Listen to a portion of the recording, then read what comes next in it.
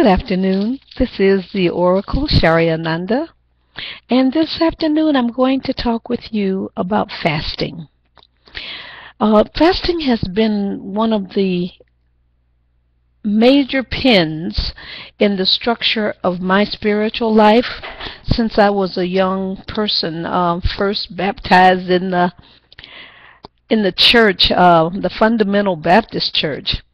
But since then I have grown in grace and knowledge and wisdom, and I have used fasting over the years to increase my knowledge of God, my self-awareness, and to come into a sense of power and control over my mind and body. So today I wanted to talk with you about the prospects of fasting. Fasting for spiritual consciousness. Since many of you who follow my work and my teachings as well as my ministry are looking to put together a spiritual path for yourself to maintain the high function of yourself as a spiritual being as well as high vibration on planet Earth during this time as we move toward the end of the year and the end of this 300,000th year of our being on planet Earth into the revolution of ascension. So I would like to now add another peg, another leg to the work that I have been giving you and talking with you about up to now.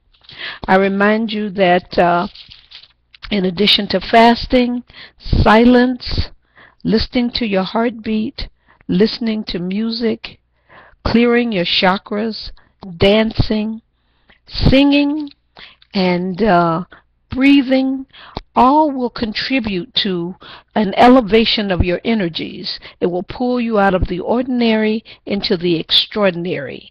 And the only way to get to the extraordinary as a spiritual being is to create practices for yourself that keep you present to your self-realization and your connection as you understand it to the God self. So, let me talk now about where we are in this matter. Fasting for spiritual consciousness. First, it allows you to rest in God and rest in yourself, to pull yourself out of the hold that food has on you.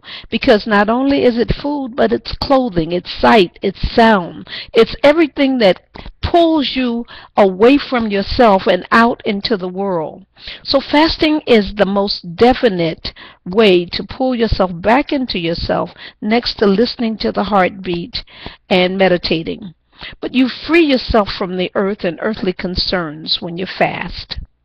So it helps your outer awareness go into inner awareness and sets you up to be a quieter, more introspective person over a period of time as a balanced way of being. That way you better know your own desires and wishes, make clearer decisions, and so forth. But I'll talk about more of the benefits as I go. Fasting does tune you into your God self. It adds potency and manifestation power to your desires.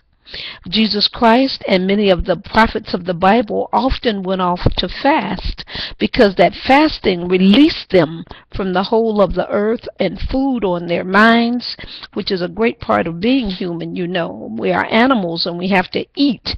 So that eating keeps us in a kind of frame of mind where it's grab, have, and we want to relinquish that. So the prophets have done that, and we encourage you to do it as a spiritual exercise.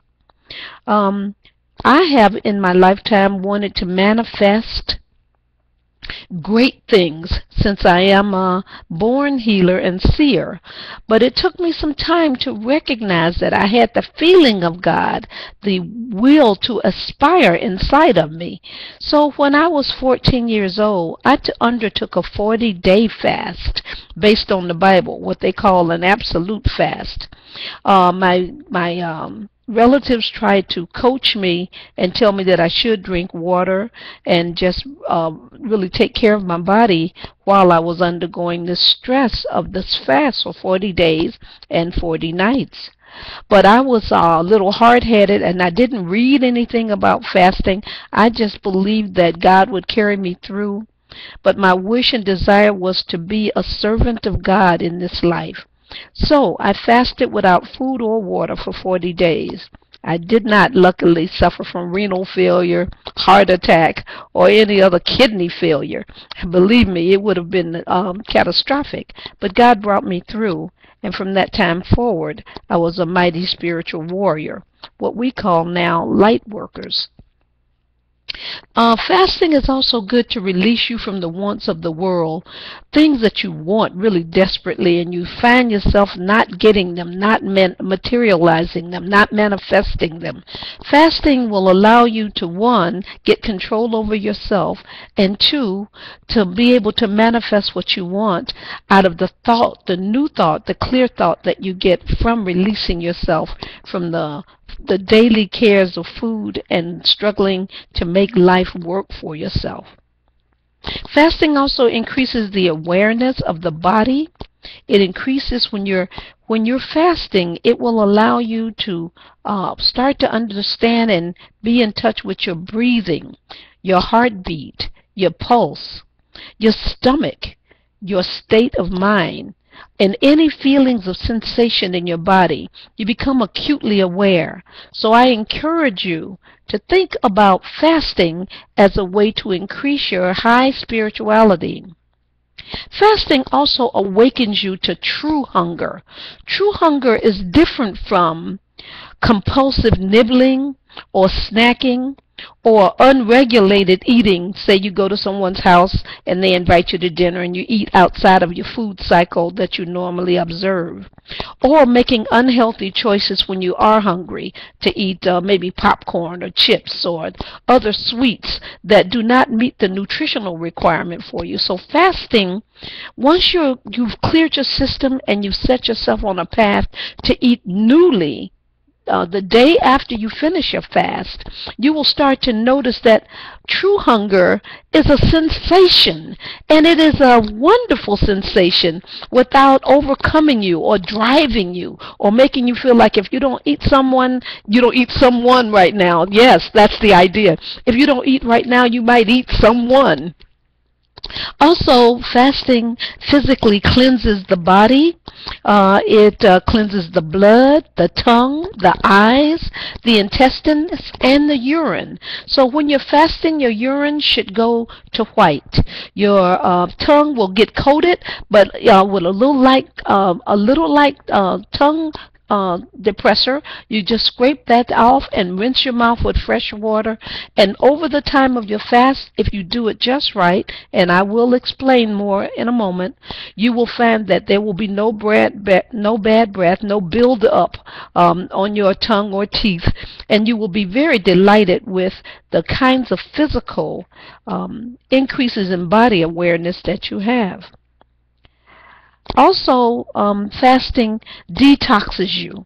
So if you're a person like me who really loves sweets, or who has been addicted to alcohol or drinks more often than many people do, or caffeine for that matter, or if you just simply overeat, fasting will help you purify those built up chemicals that have broken down in your system, perhaps and stayed as fat or stayed in your bloodstream.